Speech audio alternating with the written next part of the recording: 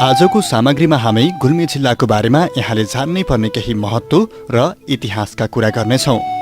कफीका लागि प्रसिद्ध जिल्ला, विश्वमै दुर्लभ अगरबोटको खेती हुने जिल्ला गुल्मी। आज हामी जिल्लाको भौगोलिक अवस्था, जिल्लाको नामकरण, परिचय, धार्मिक दार्शनिक स्थल, जिल्लाका स्थानीय निकायहरू, नदीनाला लगायत अन्य विषयमा पनि केही संक्षिप्त चर्चा गर्नेछौँ। आजको सामग्रीको सुरुवात जिल्लाको सामान्य परिचयबाट गरौँ। रेसुङ्गा, रुरु, रिडी जस्ता पवित्र ऐतिहासिक स्थलहरू रहेको गुल्मी महत्त्वपूर्ण पहाडी जिल्ला हो। सांस्कृतिक भाषामा सैनिक वा पल्टन भएको ठाउँलाई गुल्म भनिने र सामरिक महत्त्व बोकेको हालको गुल्मी क्षेत्रमा पनि लिच्छविकाल र मध्यकालमा सैनिक छाउनी रहेकोले यसलाई गुल्मी भनी नामकरण गरिएको हो भन्ने भनाइरहेको छ।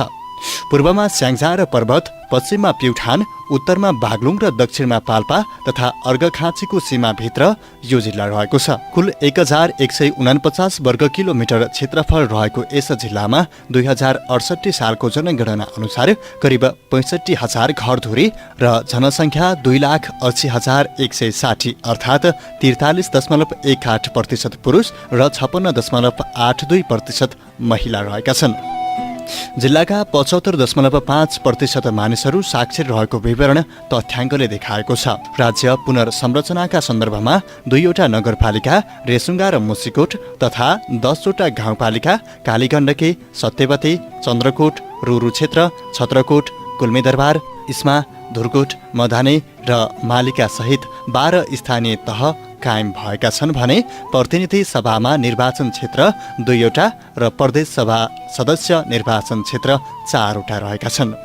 प्राचीन कालदेखि नै प्रसिद्ध नेपालको 4 धाम मध्ये एक धाम रुरु क्षेत्र पौराणिक ऐतिहासिक गाथा बोकी जैविक विविधता र प्राकृतिक सौन्दर्यताले भरिपूर्ण तपोभूमि रेसुङ्गा क्षेत्र धार्मिक ऐतिहासिक महत्त्व बोकेका रुद्रापेडी, कुर्घा मालिका, श्रृङ्गाको श्रृङ्गेश्वर मन्दिर, लिच्छविकालीन चारपालाको शिवालय, शान्तिपुरको चक्रेश्वर, ऐतिहासिक दरबार र कोटहरू गुल्मी चारपाला दरबार, मुसिकोट, चन्द्रकोट, इस्माकोट, धुर्कोट, जैविक विविधता र प्राकृतिक सौन्दर्यले महत्त्व बोकेका मधाने लेक, टिपुरे लेक, दिब्रुङ दह, थाप्ले, कङ्की देउराली, सत्यवती, सालिमे दह, प्रकृतिको अनुप संरचना, विचित्र गुफा, सिद्धेश्वर गुफा, अल्पेश्वर गुफा, ग्वादी आदि यसै जिल्लामा रहेका छन्। यी स्थानहरू धार्मिक महत्त्वले मात्र नभई जैविक विविधता, पर्यटकीय स्थल, जलस्रोतको मुहान, तीर्थस्थलको रूपमा परिचित छन् भने सदरमुकामको शिरमा रहेको रेसुङ्गा क्षेत्र पौराणिक कालका ऋषि सरस्य श्रृङ्गा तपोभूमि हो। यस क्षेत्रमा हालैको एक संस्थाको अध्ययनबाट लोपोन्मुख 2 जातिको गिद्ध पाइएको छ। यस जैविक विविधताले सम्पन्न रेसुङ्गा पहाडमा प्रकृतिमा आधारित पर्यटन र अन्तर्गत साहसिक पर्यटनको विकास गर्न पनि सकिन्छ।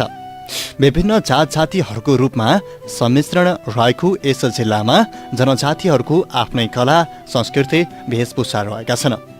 लोप उन्मुख अवस्थामा रहेका यी सांस्कृतिक धरोहरहरूलाई आगामी पुस्ताका लागि पनि जोगाइराख्न हामी सबैको कर्तव्य पनि सकेको छ। यहाँका प्रमुख जातिहरूमा ब्राह्मण, क्षेत्री, मगर, नेवार आदि पर्दछन्। 2068 सालको जनगणना अनुसार जिल्लामा ब्राह्मण 28.5%, क्षेत्री 23.1%, मगर 19.9%, कामी 9.5%, सार्की 3.4%, दमाई 3.2%, कुमाल 2.5%, नेवार 1.8%, सन्यासी 1.6%, ठकुरी 1.2%, अन्य 5.3% रहेका छन्। यसैगरी हिन्दू 96.78%, बौद्ध 2.78%, क्रिस्चियन 0.2%, इस्लाम 0.15%, प्रकृति अर्थात् प्रकृति पूजक 0.01% र अन्य 0.08% रहेका छन्। जिल्लाको पूर्वबाट कालीगण्डकी नदी बहन्छ भने बडीघाट जिल्लाको बीच भएर बगेको छ। यसका साथै निस्ती, छल्दीपनह लगायतका खोलाहरू पनि यहाँ रहेका छन्।